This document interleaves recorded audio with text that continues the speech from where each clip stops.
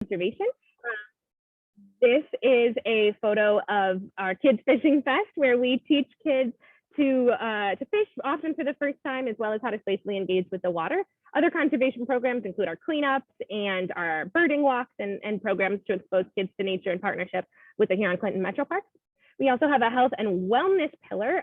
This is one of my favorite photos from Detroit Riverwalkers. It's our older adult walking and health and wellness group, one that I'm really excited to be talking about some potential technology plugins for. But other health and wellness programs include our weekly yoga and Tai Chi series, and as well as our Moonlight Yoga, which uses a lot of glow sticks and other fun elements to really activate Gabriel Richard Park in a fun way.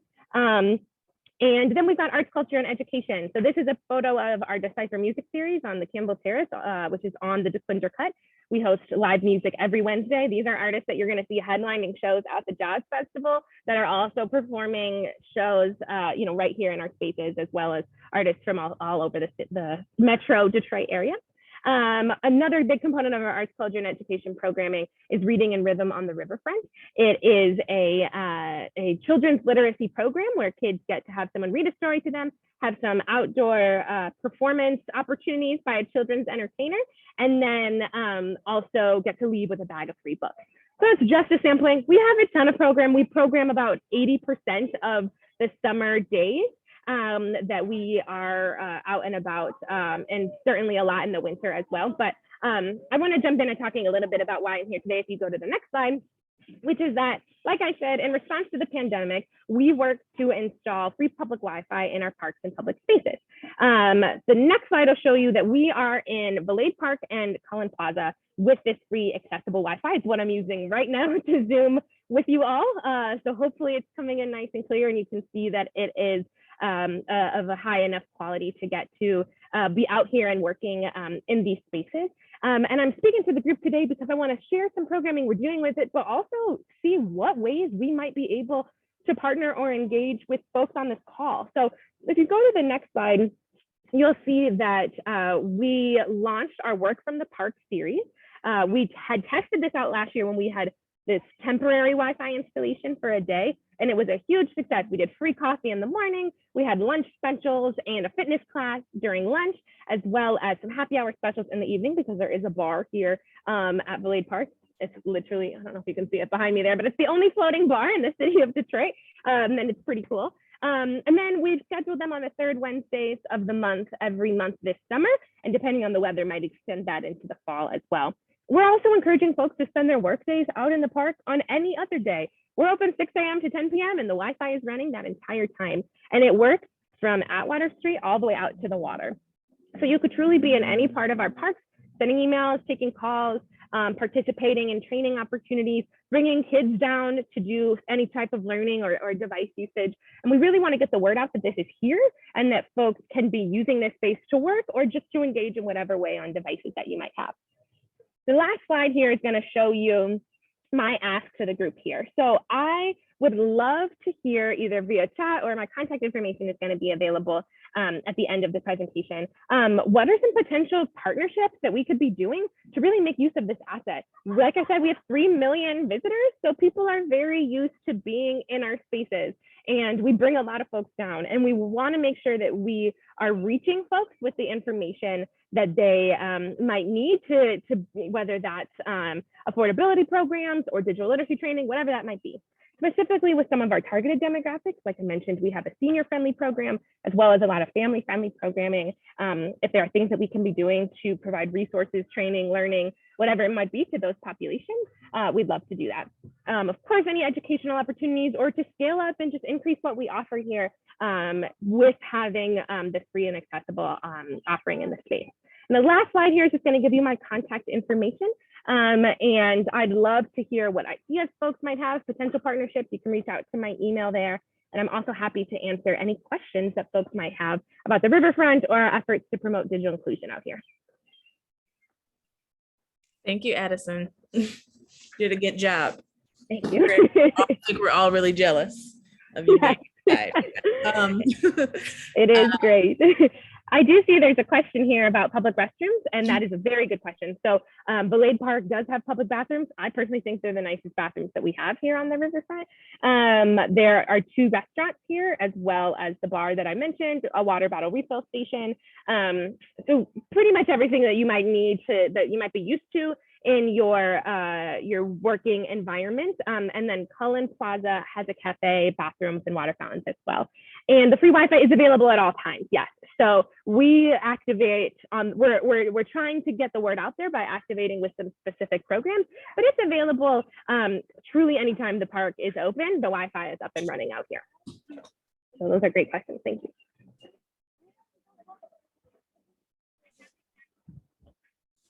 Any other questions for Addison?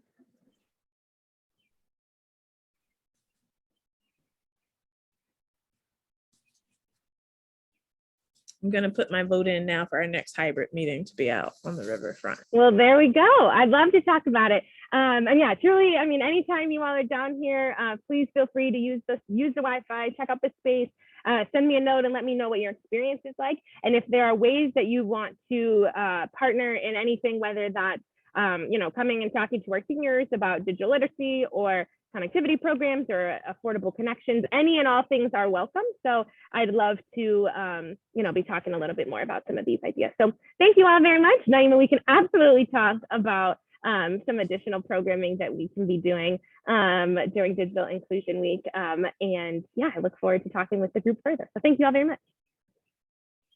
Thank you. All right. If there are no more live questions, once again, we'll try to save a few minutes at the end if you think of a good one as we move on. Thank you, Addison, for that presentation on Detroit Riverfront Conservancy. Our next member spotlight is Perscolis. JR, are you available? I am here. Can you hear me? Yes. All right, good. I'm also going to be joined by one of my colleagues, Brittany Faulkner. Hi, Brittany. Welcome also to you. Hello, everyone. So thanks so much, Q. And, you put me right after Addison. That's like a tough act to follow, given the fact that she's live from the riverfront, right? And I'm so excited and happy to be a lifelong Detroiter, especially following that presentation. So many great things happening on the riverfront and in the city of Detroit. So that's exciting. It's exciting times for all of us. And so with that, I want to say good afternoon to everyone. And I am happy and pleased to give you a little bit more information about Perscolis. And some of you may have heard about the organization over the past couple of years, just a few years since we launched in Detroit. We actually launched in Detroit in 2019, and we are an extension of a broader organization. If we'll go to the next slide, I can just talk about who we are, what our work is, how we actually do our work, why we do our work, and then a call to action for all Detroiters. And so moving forward, if you take a look at our next slide, you will see that Perscolis has been around for over 25 years, corporately headquartered in the city of New York. And what our mission is to prepare individuals to, especially traditionally underrepresented individuals and those who are oftentimes overlooked, to have a place and a career in technology. We partner with several employers to build more diverse talent pools. And what we do is train and certify individuals in IT and also navigate and facilitate them towards career and employment in IT, in the IT space. Next slide, please. Yeah. And so we have a model that's been tested and proven and tried over and over again.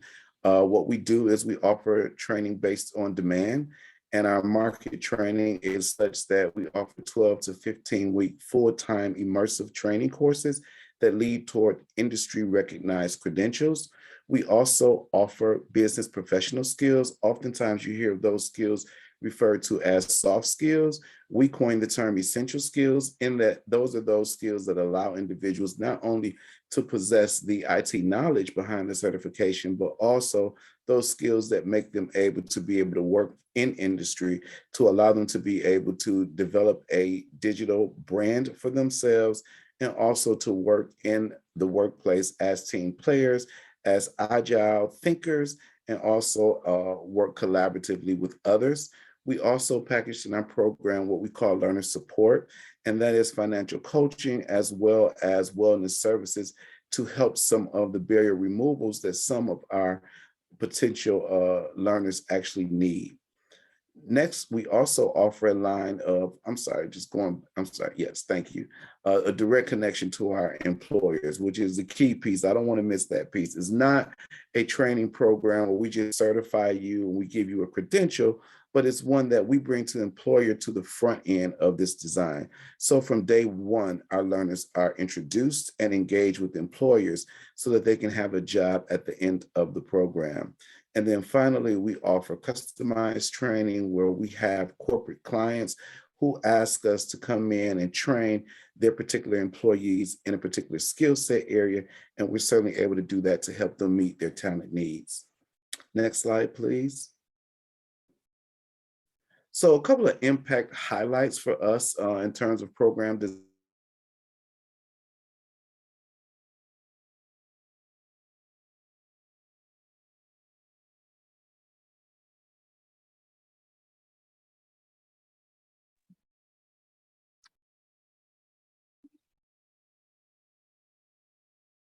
Have an 85% graduation rate, 4 times as much as they did during the pre-training opportunities that they had. So many of them come to us underemployed or unemployed.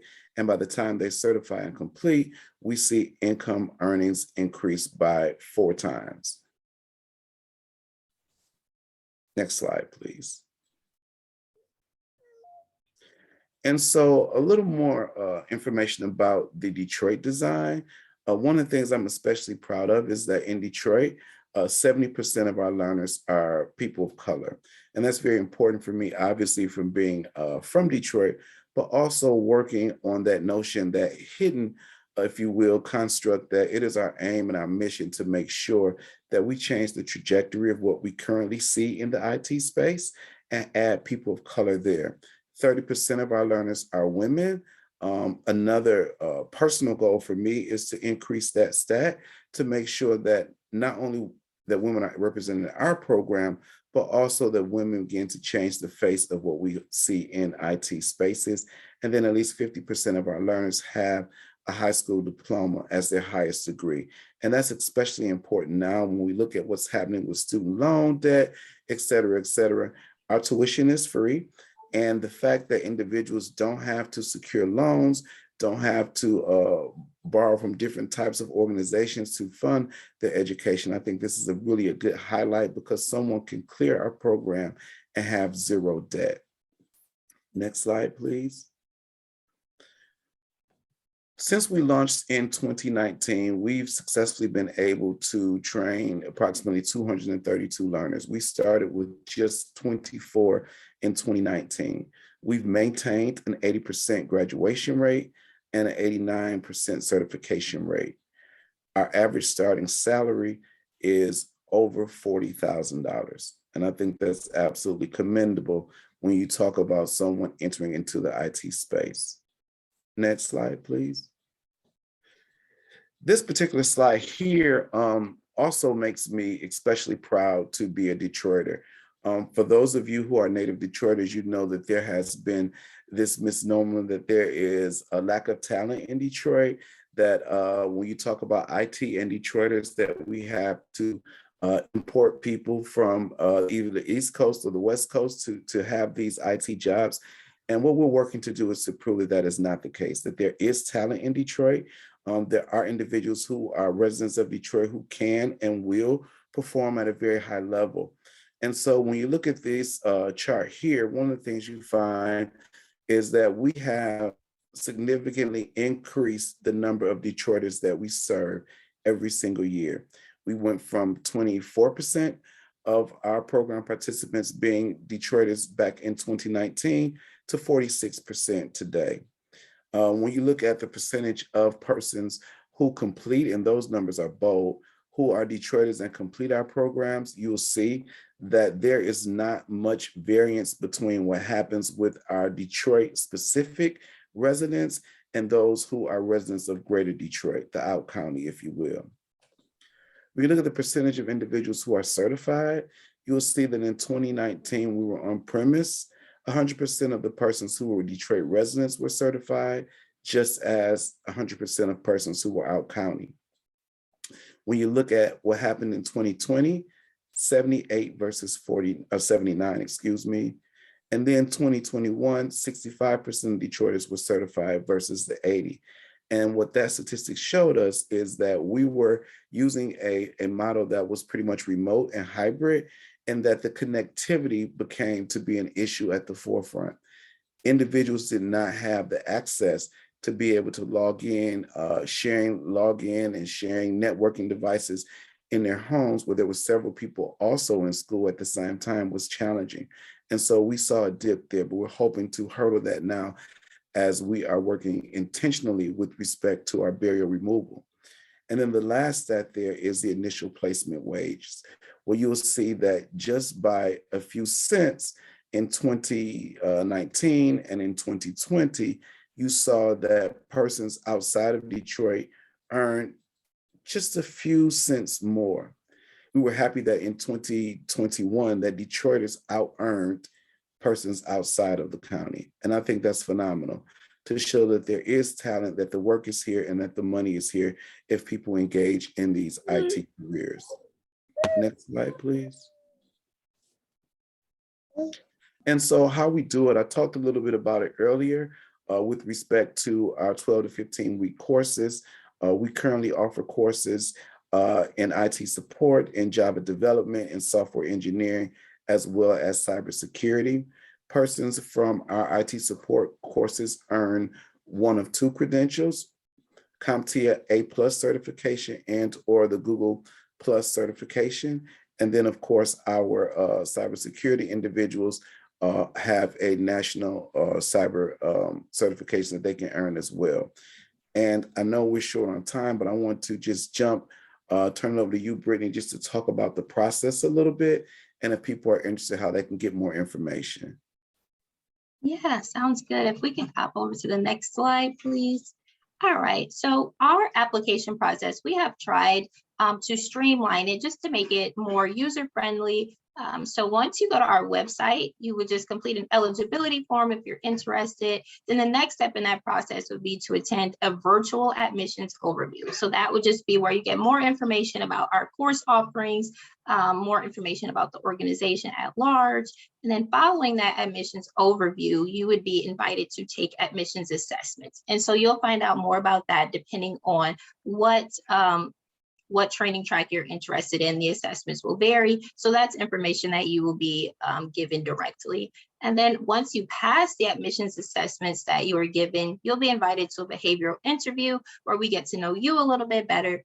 We want to make sure that your goals and your career trajectory and all of those things align with what we do. And so that's the point of that behavioral interview there. Then you'll be asked to complete a background check. Then you'll hear a decision from us. And then if accepted, you'll begin the onboarding phase. So if we can hop over to the next slide. And so just a little bit about our enrollment requirements. So the very minimum qualifications, you have to be an adult 18 or older with a passion for technology. Now, why do we say passion for tech?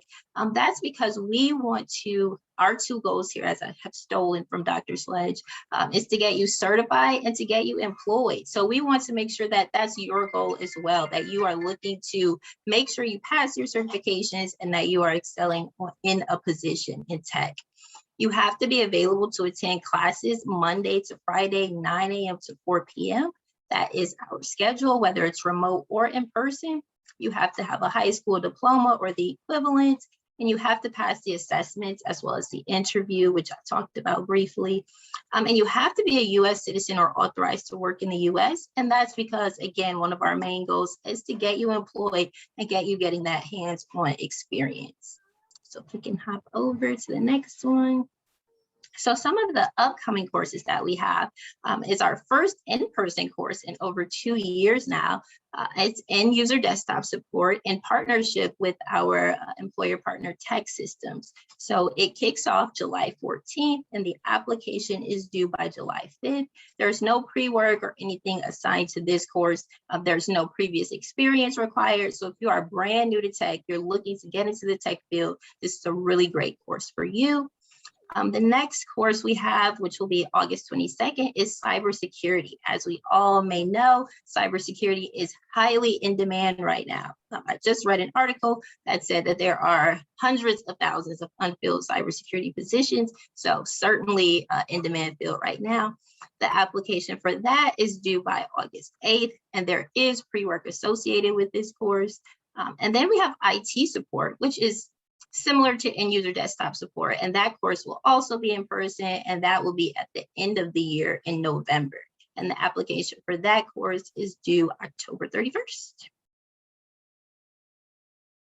If we could go over to the next one, that might be it. Yeah, I will yield to questions just in case anyone has any questions before.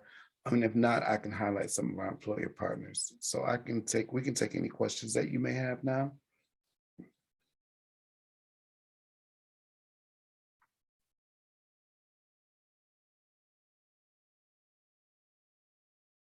So Q, I will turn it back over to you if there are no questions.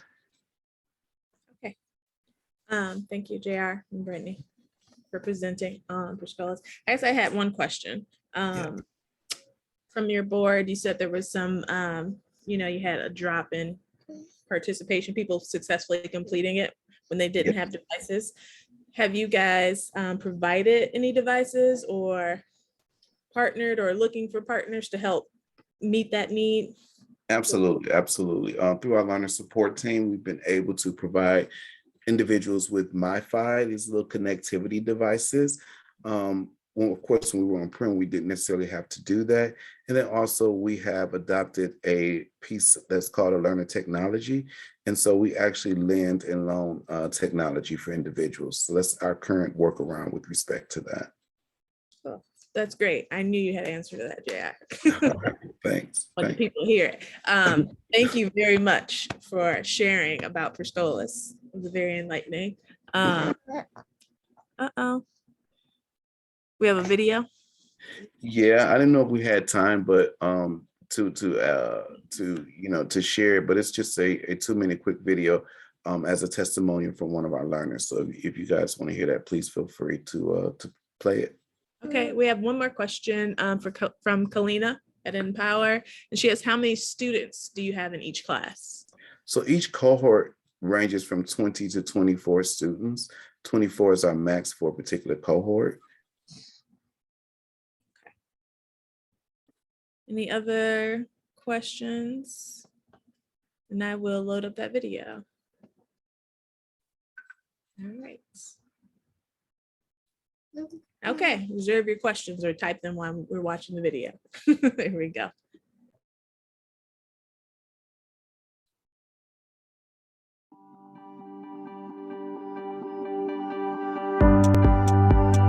What made me decide to enroll with Perscolas is that I was suffering with finding a school that was in my price range. Being a single mom of 3 children, to take these certification classes, they were really, really pricey. And I got a phone call one day and I learned more about Perscolas and that the tuition was actually free of charge for me. So I decided to enroll. I did my research and I found out that it was a really great program with hands-on training. Without Perscolas, I would not be where I am career-wise today. I was able to land a position doing everything that I love, earning the wage that I deserve. My economic landscape has changed a lot and it does impact my family. I was able to afford a new home in a really great school district for my children. I'm able to pay for things now for my children like childcare, take them on vacations. The professional development with Perscolas, I would say, was very significant. What I really enjoyed about it the most was that I was able to network with the people at Tech Systems. The technical aspect of training, I would say It was very exciting, very intriguing, but I will be honest, it was pretty grueling at times. There's a lot of reading. You have to be really dedicated, really focused. The advice that I would share with prospective students, especially mothers, I would say to devise a plan, get organized, get your support team, try to come up with a plan where you can still do the things that you need to do in your personal life, but also achieve your goals academically. Because of Perscolas, I am now breaking generational curses and creating wealth for my family.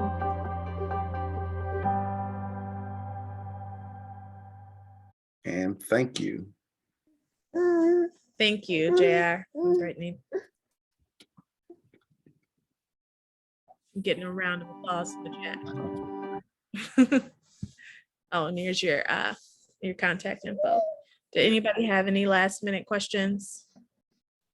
We do have a question from a member of our audience here at Brilliant Detroit.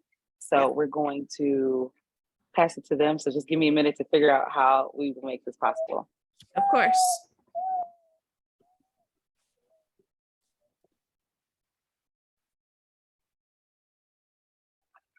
The question is, how many years would it be to go through the training program to get to a career? So great question, first of all, and thank you for asking.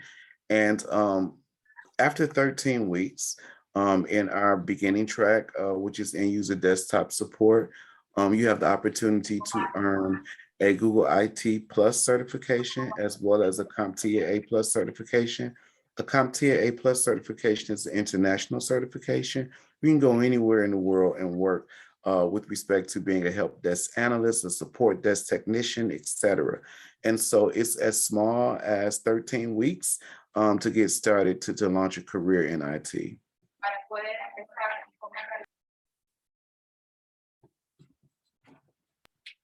Thank you.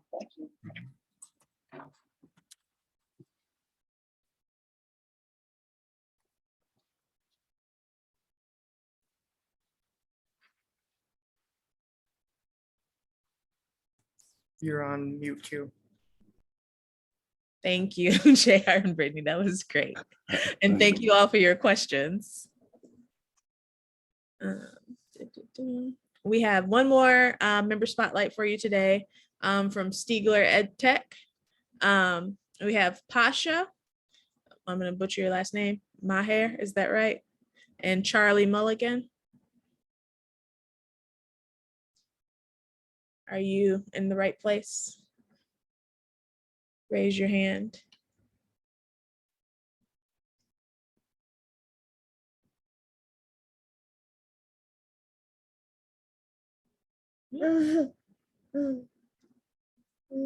Pasha, Charlie, are you on and available? It doesn't look like they're on with this Q. Okay. Then let us, I don't know if they have any videos, but I think we will skip through this presentation.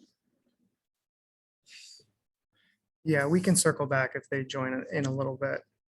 Yeah.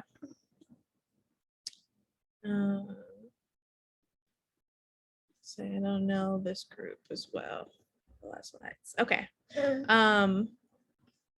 So in the meantime, Micah, would you mind sharing with all of us some of the Connect 3 and 3 updates? I am happy to do that. Thank you. All right, so on the front of infrastructure, the City of Detroit infrastructure broadband master plan is moving right along. So the city will be hosting a community meeting at Focus Hope on June 29th from 2 to 4 p.m. To provide an update on their master plan. The premise and point behind this investment is to help ensure that all Detroiters have affordable, reliable, and abundant digital access that elevates the communities and accelerates opportunities. So the first investment will be a $10 million investment in the Hope Village community, and they'll begin by installing fiber optic lines as early as this summer So for more information and to attend this session, we'll drop a link in the chat, but there's some details right there on the slides in front of us, but we'll make sure it gets in the chat for you too.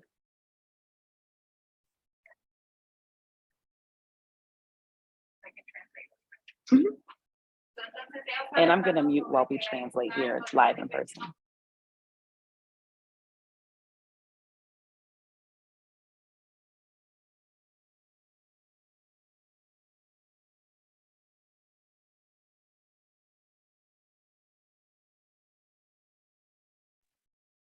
Thank you.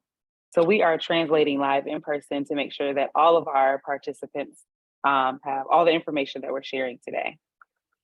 And then we can now go to the Rocket Mortgage Classic slide. So the Rocket Mortgage Classic will take place July 26th through 31st of this year. And our Changing the Course initiative continues to raise both awareness and funding for Connect 313. So for this year, we have a really unique and exciting opportunity where we are able to extend tickets for members of Connect 313 to attend the Rocket Mortgage Classic. And if you are interested in attending the Rocket Mortgage Classic, we will place a link in the chat for you to request tickets, and then a member of our team will let you know which date you have been able that you are able to receive tickets for.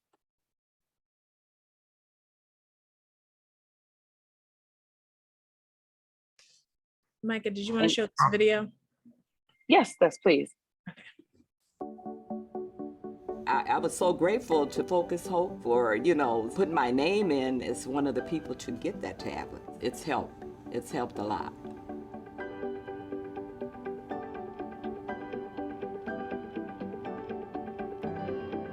So the digital divide is essentially a lack of access to internet, devices, or digital literacy programming. And it's really created a massive inequity in the city of Detroit. Many of our lives revolve around access to devices and internet and connectivity. It's become that much more difficult to stay connected to the things that are important to us during this period of time. So one of the things about changing the course that became so important, and it's so crucial that Rocket Mortgage noticed this, is that we had to make sure seniors were able to connect with their physicians. We were talking about telehealth, interacting with family through Zoom or Teams or whatever, and a lot of our seniors did not have that opportunity. So this was a way in which seniors did not feel as isolated as they might have when the pandemic first hit.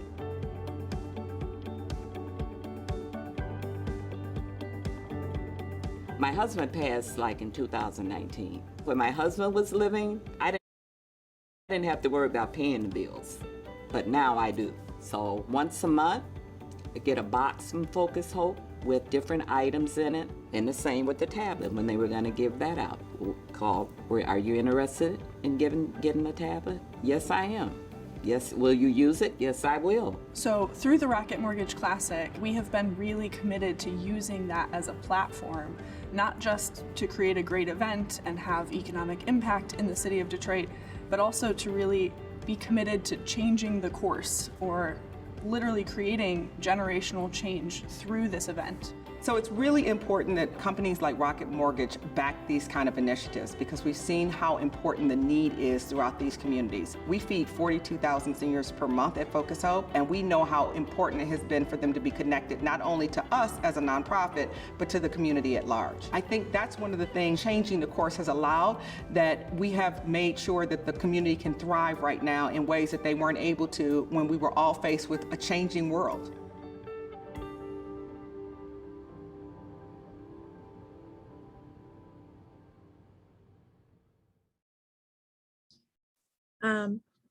I also see that we had a hand from American International Cyber Institute. Is that you, Paula? It is. But I can forego my question. Thank you, though. I appreciate it. Yep. All right.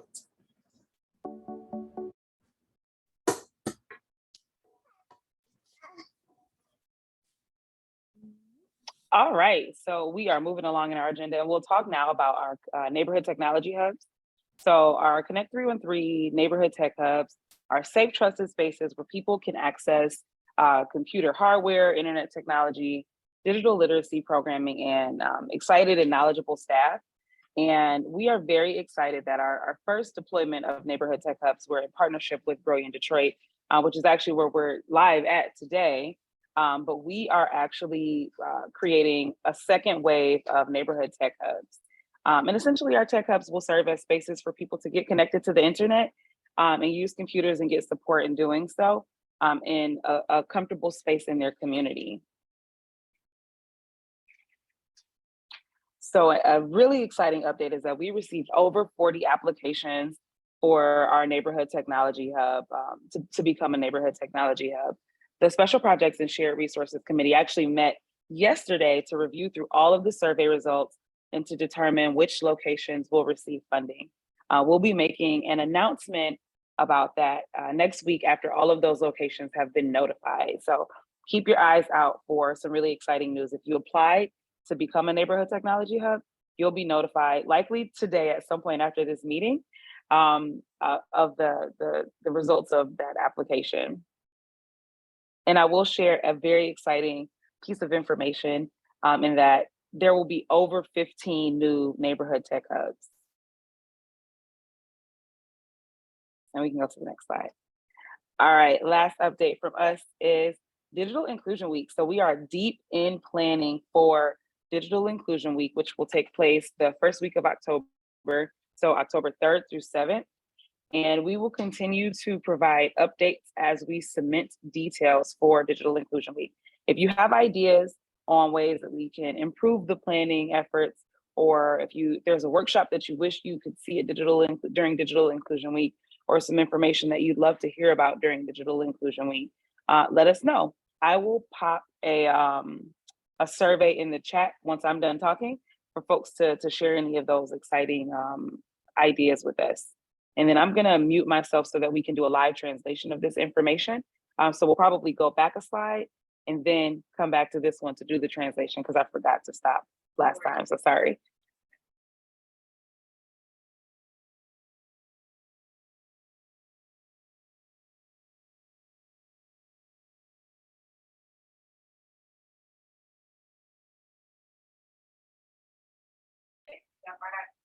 Entonces, han recibido más de 40 aplicaciones de personas interesadas en hacerse la tecnología,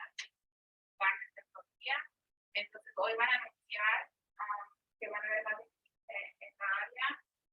Entonces, va a haber después de esto. Can we go to the next slide? Thank you.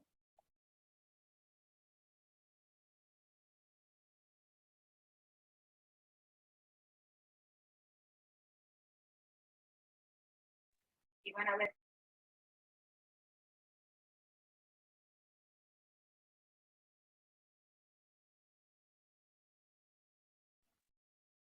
Thank you, Q. Thank you.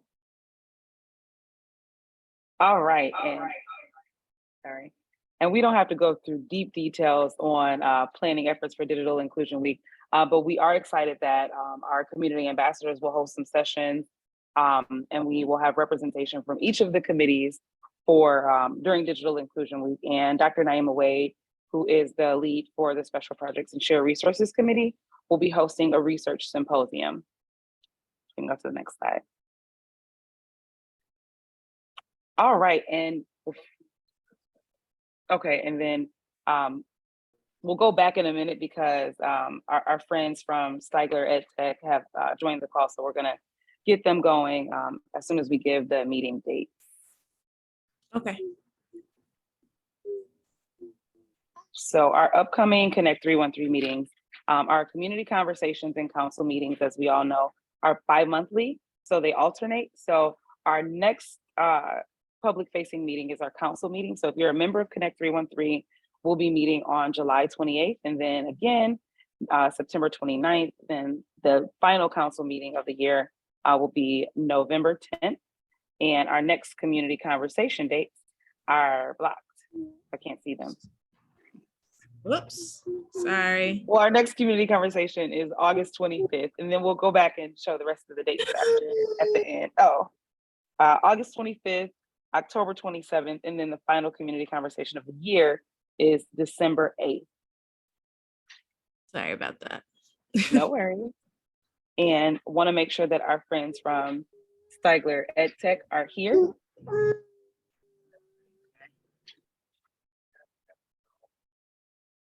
Pasha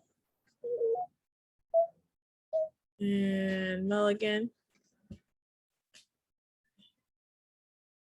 And while we wait for them, do we have any questions that we can help to answer regarding any of the Connect 313 updates, the Rocket Mortgage Classic, the Neighborhood Tech Hubs, or Digital Inclusion Week, or any questions that we may have from our previous presenters with Prescola's AGI or the Riverfront Conservancy?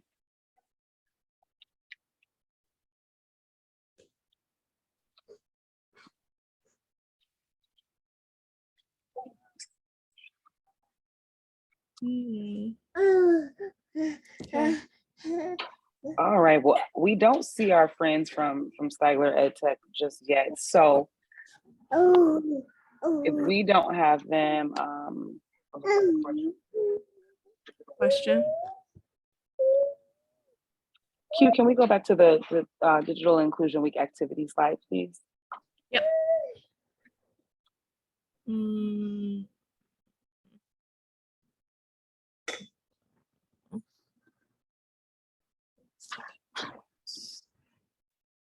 This one? Yes, please. So to continue to share some planned activities for Digital Inclusion Week. So we'll have some really cool community engagement opportunities and activities. We will be hosting a vendor and training provider resource fair. We'll host an e-waste drive and likely a device distribution. And Dr. Wade will be hosting the research symposium. We're still finalizing details for everything, so I don't want to get us too excited about every single initiative, but we'll have some really, really cool and exciting things, some really great opportunities to engage as well.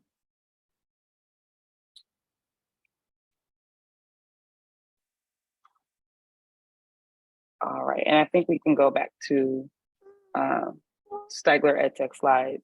And if we don't get them on the call, we can probably conclude and just share any information out with the group via email in a follow-up from this meeting. Yep. Is Pasha or Charlie available? Raise your hand or pop something in the chat.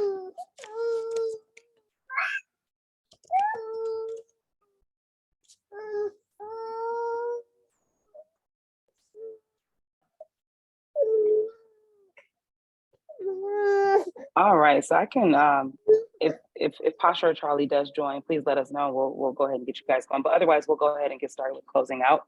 And I'm happy to get us going, Q, unless you want to take over again. Can you take it, Micah? Little Micah. I got us.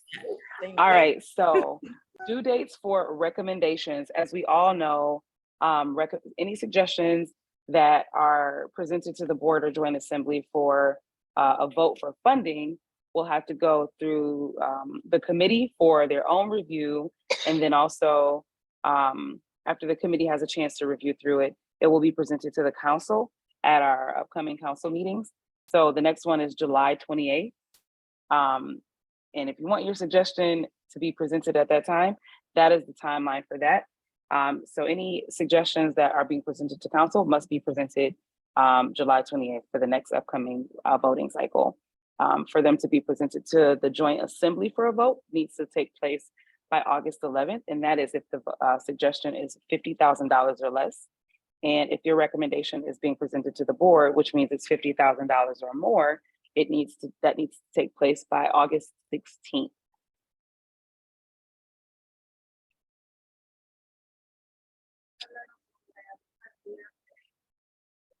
Can we go back, Q?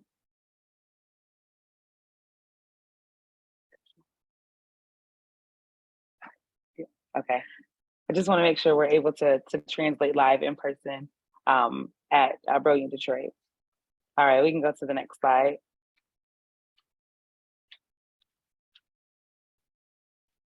All right, so this wraps our time here together today. If you want to be a featured spotlight member at the next community conversation, let us know. If you have questions, let us know. info@connect313.org is the way to get in touch with us. Find us online at connect313.org, and please connect with us on all social media platforms. So Instagram, Facebook, I think we have Twitter and LinkedIn. So find us online, let us know what you think, if you have questions for us. And if we do have any questions that remain today, a few folks from our team can stay on to help answer those questions. If not, we've had a great time today, and I appreciate all of your time. So thank you. Have a fantastic Thursday, and have a great weekend.